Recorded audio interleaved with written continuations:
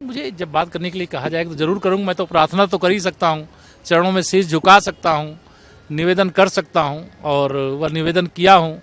प्रयागराज पहुंचे केशव प्रसाद मौर्य की मुलाकात शंकराचार्य अविमुक्तेश्वरानंद से नहीं हो सकी, जिस पर केशव ने बात करते हुए कहा कि मुझे जब बात करने के लिए कहा जाएगा जरूर करूंगा। हालांकि डिप्टी सीएम ने मुलाकात क्यों नहीं की, इस पर आगे बात हम करेंगे। पहले हम आपको उनका बयान सुनवा देते हैं। मुझे जब बात करने के लिए कहा जाएगा तो ज़रूर करूँगा। मैं तो प्रार्थना तो कर ही सकता हूँ, चरणों में शीश झुका सकता हूँ, निवेदन कर सकता हूँ और वह निवेदन किया हूँ।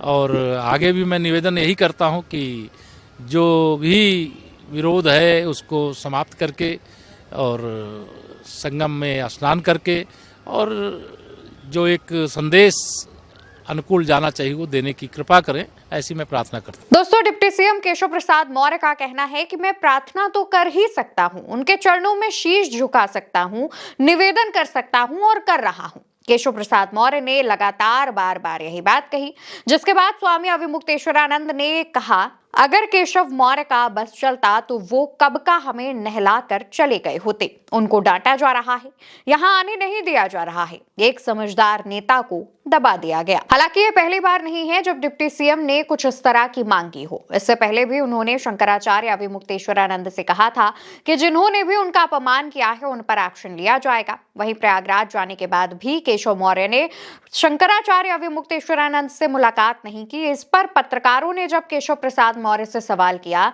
तो उनका जवाब सुनिए। मैंने प्रार्थना की है भगवान शंकराचार्य जी से कि कृपा पूर्वक वो अपना जो विरोध है उसको समाप्त करके पवित्र संगम में स्नान करके एक अनुकूल संदेश देने की कृपा करें। मेरी हाथ जोड़ करके विनती है, प्रार्थना है, लेकिन अभी मेरा कोई जाने का कार्यक्रम नहीं। दोस्तों, केशव का कहना था कि उनका कोई कार्यक्रम नहीं था वहां जाने का, लेकिन उन्होंने फिर विनती की, प्रार्थना की और कहा कि मेरा कोई कार्यक्रम जाने का नहीं है।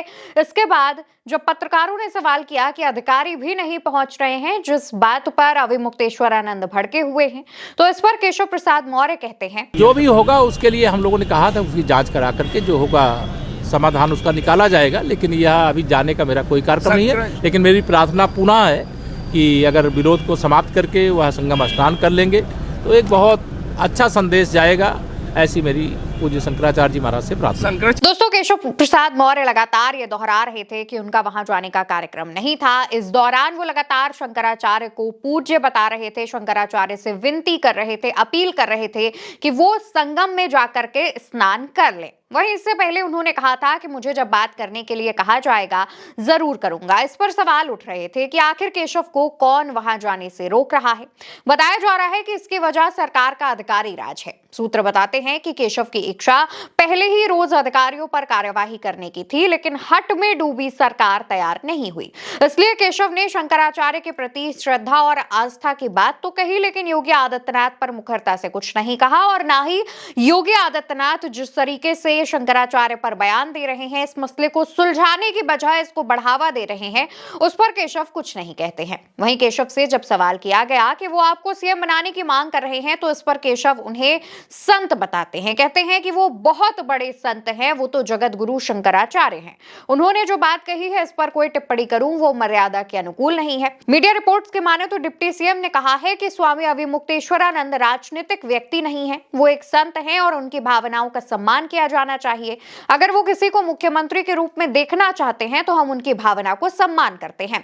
यानी कि एक तरफ स्वामी अविमुक्तेश्वरानंद लगातार डिप्टी सीएम केशव प्रसाद मौर्य को मुख्यमंत्री बनाए जाने की मांग कर रहे हैं, दूसरी तरफ जब इस पर केशव प्रसाद मौर्य से सवाल किया जाता है तो वो कहते हैं कि वो एक संत व्यक्ति हैं, जगत गुरु हैं, बहुत बड़े संत हैं, शंकराचार्य हैं, ऐसे में हम उनकी भावना का सम्मान करते हैं।